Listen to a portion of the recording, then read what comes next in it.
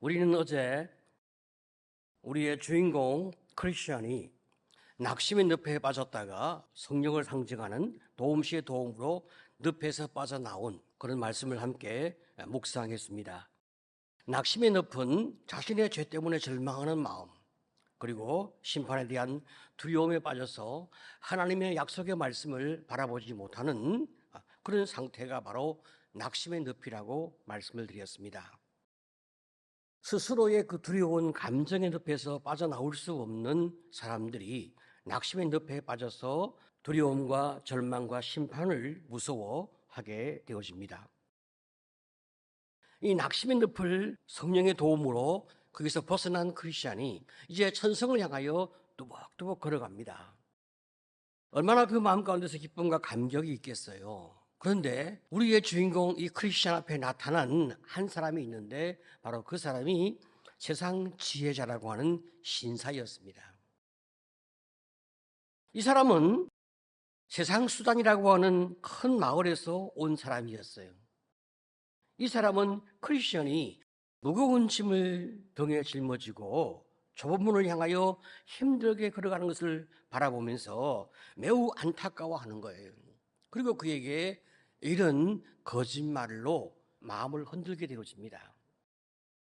당신은 왜 이렇게 힘든 길을 가고 있냐? 아주 쉬운 길이 있다. 여러분, 내가 지금 힘들게 가고 있는데 누가 나에게 쉬운 길이 있다고 말하게 되어지면 얼마나 그 말이 참 우리에게 큰 유혹이 되겠습니까? 그러면서 이 세상 지혜자는 또다시 무서운 거짓말을 그에게 들려주게 되는 거예요. 좁은 문으로 걸어가라. 그렇게 조언해 준 사람은 아주 나쁜 사람이라는 거예요. 당신이 계속 이 좁은 문으로 가게 되어지면 피곤과 고통, 굶주림과 질병, 시푸른 칼날과 사자들, 그리고 용의 암흑과 공포, 한마디로 당신은 죽음을 경험하게 되어진다. 아니, 쉬운 길이 있는데 왜 당신이 이렇게 어려운 길을 가려고 하느냐? 내가 위험이 없이 당신이 원하는 것을 다 얻을 수 있는 좋은 길을 안내해 주겠다. 그렇게 이야기를 하게 되어집니다. 그러면서 이제 율법의 언덕을 넘어서서 조금만 더 가면 도덕이라고 하는 마을이 있는데 그 마을에 가서 율법이라고 하는 신사를 만나면 된다는 거예요. 혹시 만약 율법 씨가 집에 없으면 그 아들 가운데서 예의라고 하는 아들이 훌륭한 아들인데 그 아들을 만나서 도움을 구하면 된다. 자, 여러분, 존 버년이 지금 여기서 우리에게 들려주는 단어를 잘 기억할 필요가 있어요. 세상 지혜자를 만났죠. 이 세상 지혜자는 세상 수단이라고 하는 마을에서 나온 사람이었습니다. 이 사람은 지금 존 버년이 제시하고 있는 천국을 향해 걸어가고 있는 좁은 문, 그 길은 잘못된 길이라고 이 사람이 지적을 하고 있잖아요. 그리고 정말 좋은 길, 편한 길이 있는데 바로 그것은 율법의 언덕을 넘게 되어지면 도덕이라고 하는 마을에 있는 율법의 일한 신사를 만나면 된다고 말해주는 거예요. 혹시나 율법시가 없으면 예의라고 하는 아들을 만나서 자문을 받으면 된다는 거예요. 이 두 사람은 말이죠, 우리의 주인공 크리스찬이 짊어지고 있는 그 짐을 벗겨줄 수 있는 기술을 너에게 제공할 테니 염려하지 말고 걱정하지 말고 그 사람만 만나면 된다고 이야기하는 거죠. 혹시 또 당신이 도움을 잘 받게 되어지면 당신의 가족까지 다 데리고 와서 그곳에서 편하게 살 수 있으니까 걱정하지 말라고 이야기해 줍니다. 아니, 이렇게 쉬운 길이 있다고 하니까 마음이 흔들리죠. 뭔가 좁은 문으로 가야 되는데 좁은 문으로 가지 말고 샛길로 들어서라. 그리고 율법의 언덕으로 가라 라고 하는 말이 뭔가 조금 마음에 거슬리기는 하는데 그래도 이렇게 좋은 길이 있고 편한 방법이 있다고 이야기하니까 그 마음 가운데서 굉장히 유혹을 받고 마침내 세상 지혜자의 말을 믿고 율법의 언덕으로 올라가게 되어집니다. 그런데 이게 웬일입니까? 한참 율법의 언덕으로 올라가면 올라갈수록 점점 더 크리스찬의 등에 짊어지고 있는 그 짐이 무거워지기 시작하는 거예요. 그러면서 언덕을 위를 딱 쳐다보게 되어지면 언덕 위에 커다란 바위가 돌출되어 있는데 그 바위가 곧 자기에게 떨어질 것만 같은 두려움과 공포에 쌓이게 되어졌어요. 이쯤 되어지니까 이 크리스찬이 가만히 생각해 보는 거죠.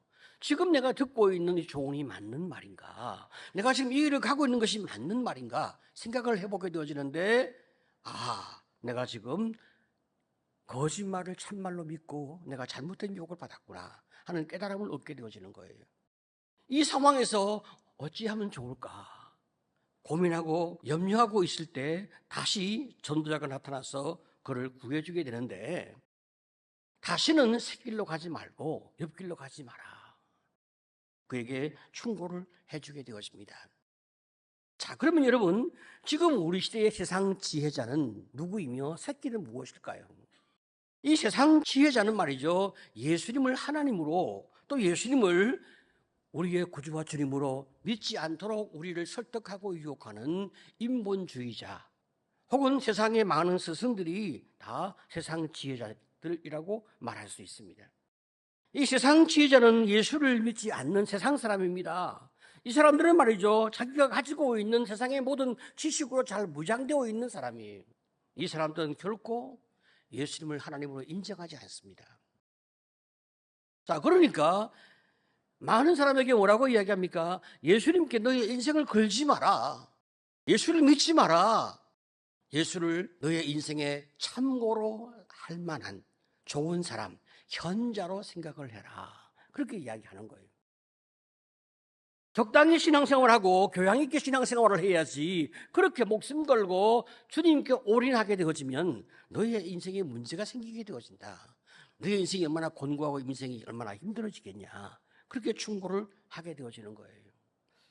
TVN이라고 하는 방송에서 말이죠, 얼마 전에 벌거벗은 세계사라고 하는 예능 프로그램을 운영하고 있었는데, 거기에서 기독교를 다루는 이제 강의를 어떤 한 사람이 하게 되었어요. 전 세계 인구의 32%가 기독교를 믿고 있는데, 오랫동안 박해를 받았음에도 불구하고 어떻게 기독교가 로마의 국교가 되어지고 어떻게 이렇게 전 세계로 전파되었을까? 그것을 이제 소개하는 프로그램이었단 말이죠. 어떻게 설명하나 잠깐 쳐다보았더니, 설명하는 교수가 자기 나름의 열심히 많은 설명을 하는데, 어디까지 설명하는 거 하니까 예수님이 십자가에 못 박혀 죽었다, 그까지는 말을 합니다. 그런데 예수님의 부활은 말하지 않는 거예요. 예수님은 인류가 숭배할 수 있는 현자인 건 맞지만, 기독교는 어떻게 만들어졌냐? 예수가 죽었음에도 불구하고 그를 추종하는 제자들이 함께 모여서 기독교를 만들었다, 그렇게 이야기를 하는 거예요. 여러분, 이런 거짓말들은 세상에 가득 차 있습니다. 이런 거짓말들에 많은 사람이 속아서 예수를 하나님으로, 예수를 자신의 인생의 구세주로 믿지 못하는 그런 어리석은 길을 걷게 되어지는 거죠. 이 사람들은 뭐라고 말합니까? 도덕과 예의를 지키면서 착하게 살면 되지, 그리고 모든 종교를 다 인정하면 되지, 뭐 그렇게 예수만 믿어야 하고 기독교만 믿어야 하는가, 그렇게 기독교의 배타성에 대하여 질책을 하는 거예요. 여러분, 우리가 예수를 믿는 믿음으로 구원을 얻는다라고 하는 이 진리에 대하여 우리가 또 다른 길이 있으면 그것도 인정하고 싶은 마음이 있단 말이죠. 예수 말고 다른 길도 구원이 있다고 하면 우리가 굉장히 폭넓게 인정해서, 그럼 다른 종교를 믿어도 되고 다른 어떤 방법으로도 예수 말고 다른 길이 있으면 우리가 예스 하겠다, 우리가 그렇게 말할 수도 있겠죠. 그런데 예수님이 말씀하고 있는 진리, 성경이 말하고 있는 진리는 오직 하나란 말이죠. 내가 곧 길이요 진리요 생명이니 나로 말미암지 않고는 아버지께로 올 자가 없느니라 라고 분명히 주님이 말씀하고 있기 때문에 우리 역시 목숨 걸고 이 진리를 지키는 거예요. 다른 길이 없단 말이죠. 오직 한 길, 예수 믿는 길 외에 다른 길이 없단 말이죠. 그래야만 우리가 구원을 얻고 하나님의 은혜 가운데서 영생을 얻는 이 길을 우리가 참 은혜 가운데 가게 되어지니까 얼마나 우리가 감사하고 감격스럽습니까? 자, 그런데 착하게 살면 되고 도덕과 예의를 지키면 된다라고 생각하는 이런 사람들이 종교를 하나의 어떤 틀로 만들 때 율법주의를 가지게 되어지는 거예요. 율법을 잘 지키면 구원을 받는다. 예수를 믿어서 구원받는 것이 아니라 사람이 착하게 살고 법을 지키면 구원을 받고 이러저러한 많은 길로 사람이 구원을 받지 않냐. 그렇게 다 이야기하는 거예요. 이 모든 것들은 다 성경을 모르고 진리를 모르기 때문에 그런 주장을 하게 되어지는 거죠. 예수를 만나고 하나님의 은혜를 경험한 사람은 이런 모든 말들에 대하여 흔들릴 수가 없는 거예요. 십자가의 은혜를 모르기 때문에, 하나님의 사랑을 경험하지 못했기 때문에 결국 이 수많은 거짓말에 우리가 흔들려 넘어가게 되어진단 말이죠.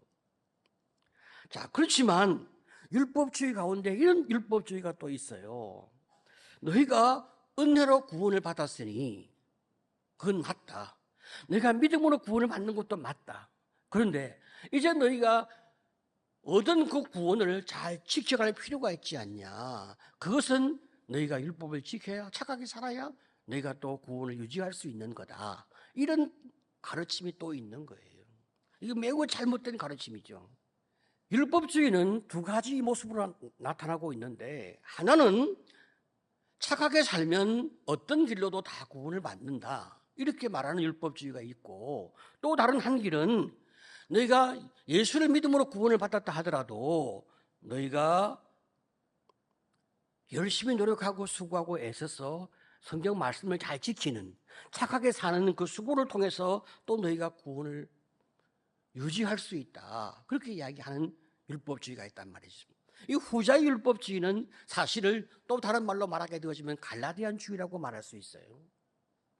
자, 이들은 하나님이 우리를 구원해 주었으니까 얼마나 감사하고 얼마나 고맙고 얼마나 참 감격스럽냐. 그러니까 내가 그 구원을 유지하고 지켜가기 위해서는 열심히 수고하고 봉사하고 헌신하고 애를 쓸 필요가 있다, 그렇게 말을 하고 있는 거예요. 자, 그래서 이제 수많은 사람이 자기 나름대로 율법을 지키기 위해서 수고하고 애를 쓰는데 결코 자신의 죄 문제를 해결할 수가 없는 거예요. 인간은 말이죠, 그 뿌리로부터 타락되어진, 본성으로부터 타락되어진 존재가 인간이거든요. 사도 바울은 갈라디아서를 통하여 율법으로 어려워질 수 없음을 분명히 말하고 있는데요. 3장 10절 11절 우리 같이 한번 읽어보도록 하겠습니다. 자, 시작. 무릇 율법 행위에 속한 자들은 저주 아래에 있나니 기록된 바 누구든지 율법책에 기록된 대로 모든 일을 항상 행하지 아니하는 자는 저주 아래에 있는 자라 하였습니다. 또 하나님 앞에서 아무도 율법으로 말미암아 의롭게 되지 못할 것이 분명하니 이는 의인은 믿음으로 살리라 하였습니다. 율법의 행위에 속한 사람, 어떤 사람들입니까? 율법을 지킴으로 어려워지려고 하고 자신의 구원을 유지하려고 하는 이런 모든 사람들, 이런 사람들은 다 저주 아래 있는 사람들이다, 그렇게 우리 성경이 말하고 있습니다. 왜 저주 아래 있다 그렇게 말을 할까요? 아무도 율법을 지켜서 율법에서 벗어나올 수 있을 정도의 의로움을 가지고 있는 사람은 한 명도 없기 때문에, 능력이 없는데, 율법을 지킬 능력이 없는데 율법을 지켜서 구원을 받으려고 하니까 얼마나 어려운 길을 가고 있는 거예요. 자, 그러니까 나를 속이게 되는 거예요. 그럼 자기를 속인다는 말이 어떤 말일까요? 내가 똑같은 죄를 계속 짓고 있는 인생인데 이런 인생이 너무 힘들고 너무 어려우니까 어느 순간부터 자신의 죄를 보지 않게 되어지는 거예요. 내 죄를 인정하지 않고 내 죄를 덮고 내 죄를 보지 아니하니까 내가 죄를 지은 나를 죄가 없는 사람처럼 생각하게 되어지는 거죠. 자, 이런 상태를 가리켜서 우리는 교만함이라 그렇게 말을 하는 거예요. 그건 외식된 자다, 그렇게 말을 하게 되어지는 거예요. 우리가 말이죠, 자신의 죄를 인정하고 회개의 길을 걷는 사람을 가리켜서 성자라, 겸손한 사람이라 그렇게 이야기합니다.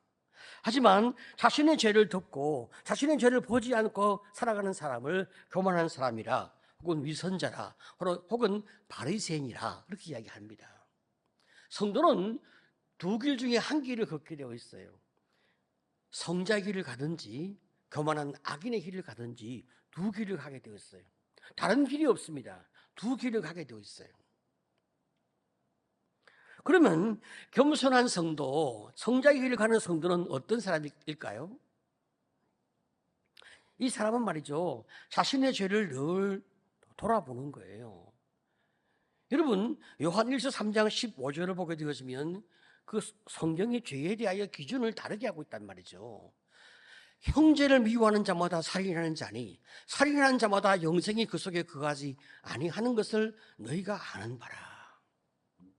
형제를 미워하니까 내가 하나님의 은혜 안에 거할 수 없는, 영생에 거하지 아니하는 사람이 되어지는 거예요. 여러분, 우리가 마음속으로 혹은 생각으로 미워하는 사람이 한둘입니까? 혹은 한 사람을 놓고도 하루에 수십 번씩 우리가 그를 미워하고 마음에 들어하지 않는 그런 생각을 품을 때가 많이 있잖아요. 여러분, 사실 우리가 정직하게 생각해 보면 세상에 마음에 드는 사람이 한 명도 없어요. 나도 내가 마음에 안 들어요. 근데 내가 나를 미워하고 내가 나를 정죄하는 거야, 내가 나를 학대하는 거니까 그건 뭐 별개의 문제라 친다 하더라도 내가 남을 정죄하니까 심각한 살인 행위를 하게 되어지는 거예요. 내가 늘 죄를 짓는 거예요. 하루에도 수십 번씩 죄를 짓는 거예요. 이걸 내가 아니까 회개하고 또 회개하고 또 돌아서고 또 돌아선단 말이죠.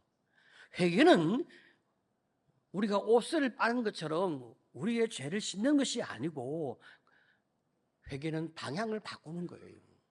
미워하고 정죄하던 그 생각에서 방향을 바꾸어서 사랑하고 품고 그를 위해 기도해 주는 이런 삶의 태도로 인생을 바꾼단 말이죠. 여러분, 우리가 똑같은 죄를 반복적으로 짓게 되어지면 우리 마음이 너무 괴롭잖아요. 그러니까 회개하기도 힘들어지는 거예요. 그런데 성자의 길을 가는 사람은 한순간도 이 회개를 멈추지 않는 거죠. 하나님 앞에서 내가 거룩하고 의롭게 살고 싶기 때문에, 주님의 은혜가 내게 계속 흘러오기를 원하기 때문에 내가 계속 주님 앞에서 나의 부족함을 인정하고 받아들이면서 자꾸 나를 주 앞에 내어놓으니까 사람이 자꾸 겸손해지고 힘이 자꾸 빠지고, 그리고 점점점 남을 정죄하고 판단하는 태도와 그 매서운 눈이 점점 부드럽고 선한 눈으로 사람이 바뀌기 시작하는 거예요. 완성된 것은 아니지만 그 길을 간다 이 말이죠. 그런데 말이죠, 참 내가 이렇게 부족하고 연약한데도 불구하고 하나님이 계속 나를 사랑하시는 사랑의 손길을 또 내가 느끼니까 얼마나 감격스럽고 감사합니까? 하나님의 사랑이 한순간도 나에게 멈추지 아니하니까 너무나 그 은혜에 감격해서 나도 또 다른 사람을 사랑해보고 용서해보고 섬겨보려고 애를 쓰게 되어지는 거예요. 그래서 우리 주님의 그 기도가 우리 가슴에 와닿게 되어집니다. 마태복음 6장 12절 다 같이 시작. 우리가 우리에게 죄 지은 자를 사하여 준 것 같이 우리 죄를 사하여 주시옵고. 하나님의 은혜 때문에 그 은혜가 너무 크니까 그 은혜를 입은 사람으로 나도 다른 사람을 사랑하고 용서하고 품어보려고 애를 쓰게 되어지니 얼마나 감격스러워요.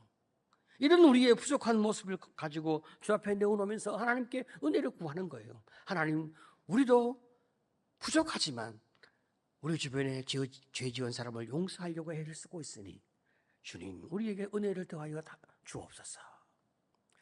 하나님이 얼마나 우리를 기뻐하고 얼마나 우리를 축복하겠습니까? 자, 여러분, 이 길을 가는 것은 끊임없이 자기 죄와 맞서는, 자기 죄를 내려놓는 결단이 있어야만 이 길을 걸어갈 수가 있어요. 자, 이런 길을 가리켜서 겸손한 길이라 그렇게 말을 하게 되어지는 거예요. 자, 그러면 교만한 길은 무엇입니까? 처음에는 죄를 회개하고 돌이키는 수고를 합니다. 근데 계속 반복해서 이제 죄를 짓게 되어지니까 양심에 고통을 느끼지 않습니까? 고통이 점점 심해오니까 어느 순간부터 그만 회개하기 싫어지는 거예요. 겸손한 길을 걸어가는 사람은 고통이 점점 심해지면 심해질수록 더 많이 엎드려지고 더 많이 은혜를 구하고 그리고 더 많이 품으려고 노력을 하는 거예요. 왜? 하나님의 은혜가 계속 임하니까. 그렇지만 교만한 사람은 내가 더 이상 고통을 받는 것을 원하지 않는 거예요. 자, 그래서 어느 순간부터 자기 죄를 덮고 자기의 죄를 돌아보지 아니하고 회개하지 아니하고 자기의 방향을 바꾸지 않습니다. 이때부터 자기의 죄에 둔감해지기 시작하는 거예요. 사람이 자기 죄에 둔감해지게 되어지면 남의 죄에 대하여 눈이 점점 밝아지게 되어집니다. 여러분 이게 참 신비로운 특성이에요. 사람이 자신을 쳐다보는 회개가 멈추어지게 되어지면 그때부터 남을 판단하고 남을 정죄하고 남을 죽이는데 앞장서게 되어지는 거죠. 이렇게 하면서 자기 양심의 보상을 받게 되어지는 거죠. 내가 얼마나 죄에 대하여 민감한지, 내가 얼마나 죄가 이 땅에 없도록 내가 노력을 하고 있는지, 남을 정죄하고 남을 판단하고 남을 죽이면서까지 내 자신의 의로움을 입증해 보이려고 애쓰는 가운데서 내 양심이 보상을 받게 되어지는 거죠. 이것은 잘못된 보상이요, 잘못된 길로 가는 악한 방식이죠. 그런데 그 길을 가게 되어지는 거예요. 자, 그러니까 이런 사람의 눈에 한번 걸리기만 하면 결코 용서받을 수 없는 그런 이제 벌을 받게 되는 거예요. 자, 여러분 이 길이 바로 교만의 길입니다. 성도는 두 길 사이에서 왔다 갔다 하게 되어져요. 언제나 끝까지 성자의 길을 가는 사람은 없습니다. 가다가 또 우리가 넘어져서 유혹을 받아서 또 다른 길로 갈 수 있고, 그러다가 회개하고 다시 또 원래 내가 가던 길로 돌아서는 은혜가 있는 거죠. 하나님의 은혜가 계속 임하고 내가 내 앞에 있는 죄를 회개하면서 주님의 은혜를 구하며 이 길을 걷게 되어지면 겸손한 길을 가게 되어지고, 은혜를 놓치면 교만한 길을 가는 악인으로 우리는 바뀌게 되어집니다. 여러분, 우리가 교만한 길을 가게 되어질 때 하나님의 은혜를 의지하지 아니하고 율법을 지킴으로 스스로 어려워지려고 하는 이 결심을 하게 되어지는 거예요. 그런데 이 길이 얼마나 힘들고 얼마나 어려운 길입니까? 아무도 자기 노력으로, 자기 수고로, 자기 행위로 의롭다함을 받을 사람은 아무도 없단 말이죠. 율법 아래는 저주가 있을 뿐인 거예요. 자, 갈라디아 3장 13절 우리 같이 한번 읽어보겠습니다. 자, 시작. 그리스도께서 우리를 위하여 저주를 받은 바 되사 율법의 저주에서 우리를 속량하셨으니 기록된 바 나무에 달린 자마다 저주 아래 있는 자라 하였습니다. 네. 예수님께서 이제 율법 아래 있는 모든 사람들, 저주받은 모든 사람을 대신하여 더 심각한 저주 가운데 주님이 자기를 내어주었습니다. 그래서 십자가라는 나무에 주님은 달려서 인류를 위해서 희생하신 거예요. 이런 하나님의 사랑, 하나님의 은혜, 십자가에 달리신 그 예수님 때문에 우리가 우리의 모든 율법의 저주에서 우리는 벗어나는 은혜를 입게 되었단 말이죠. 우리가 율법을 지켜서 한순간이라도 의로워진 사람이 아니라 예수 십자가의 보혈의 은혜로 인하여 우리가 지금 현재 우리의 과거, 우리의 미래에 영원한 속죄를 입게 되었으니 여러분 얼마나 우리가 주님 앞에 은혜를 입고 있습니까? 이런 은혜를 생각하게 되어진다면 우리는 남을 정죄할 자격이 없고 심지어 나도 나를 정죄할 자격이 없는 거예요. 주님이 나를 위해 십자가의 희생을 다 지불했으니까 내가 나를 정죄할 자격이 없어요. 내가 남을 정죄할 수 있는 그런 자격도 더더욱 없는 거예요. 바로 이것이 복음의 은혜고 십자가의 은혜란 말이죠. 이 은혜를 입은 사람, 이 사랑을 입은 사람, 이 은혜를 입은 사람, 그 마음 가운데 구원의 감격과 구원의 은혜를 감고 너무나 부족하지만 사랑해 보려고 하고 섬겨 보려고 하고 용서해 보려고 하고 이해해 보려고 하는 거예요. 하나님의 은혜가 우리 안에 가득 차면 그게 좀 더 가능하지만 그러나 한순간이라도 하나님의 은혜가 멈추어지게 되어지면 다시 우리는 우리의 본성으로 돌아가서 교만의 길로, 정죄하는 길로, 그리고 나를 내세우는 그런 자존심의 길로 가게 되어진다는 말이죠. 여러분, 지금 이 크리스천이 말이죠, 낙심의 늪에서 나온 지 얼마 되지 않아서 다시 율법의 언덕으로 오르게 되어집니다. 여기에서 저기까지가 먼 길이 아니에요. 내가 정말 죽을 뻔했는데 성령의 도움으로 내가 구원받았습니다. 하나님의 은혜에 감사합니다. 내가 정말로 은혜 가운데 살겠습니다. 십자가만 바라보고 좁은 길로 가겠습니다. 그랬는데 다시 더 쉬운 길이 있다. 내가 좀 더 편안할 수 있다. 그러니까 그만 그 길에 귀를 기울이면서 가지 않아야 할 길을 가게 되어지는 거예요. 나는 결코 그렇지 않으리. 여러분, 우리는 수많은 그렇게 호언장담하는 사람들을 우리는 알고 있습니다. 우리는 캠프에서도 베드로의 호언장담을 다시 한번 묵상해 본 적이 있습니다. 수많은 사람들이 내 능력과 내 힘으로 예수를 위해 한번 살아보겠습니다, 그렇게 외쳤습니다. 그런데 그렇게 살아갈 수 있는 능력과 실력이 우리에게 나오지 않는다 이 말이에요. 하나님의 은혜, 십자가의 은혜, 그 은혜에 의지했으면 우리는 겨우 믿음의 길을 걷게 되어지는 거예요. 그래서 믿음은 참으로 자기 죄로 인하여 마음 아파하면서 하나님의 은혜를 바라보고 좌절하지 아니하고 굴복하지 아니하고 그리고 포기하지 않는 거예요. 내가 본래 그런 인생이 아니었다는 거예요. 내가 본래 내 스스로의 힘과 능력으로 예수를 따를 수 있는 사람이 아니었다는 거죠. 나는 죄인이었다는 거예요. 나는 죄의 성향으로 가득 차 있는 존재였다는 거죠. 그런데 하나님이 나에게 십자가의 보혈로 은혜를 주셔서 나를 거룩하게 하셨으니, 주님의 그 능력과 주님의 그 은혜로 내가 구원을 받았으니 나는 그 은혜로 시작하고 은혜로 내 인생을 마치려 합니다. 믿음으로 시작하고 믿음으로 내 인생을 마치려 합니다. 하나님, 내가 주님 나라에 갈 때까지 은혜와 믿음을 붙잡는 이 길을 놓지 않게 도와주시옵소서. 오늘 하루도 하나님의 은혜를 붙잡고 승리할 수 있도록 주님 나에게 축복해 주옵소서. 그리고 내가 가는 길마다, 만나는 사람마다, 관계 맺는 모든 관계 속에서 하나님의 사랑과 위로와 축복을 베풀 수 있는 그런 사람으로 주님 오늘 하루도 은혜 가운데 머물게 도와주시옵소서.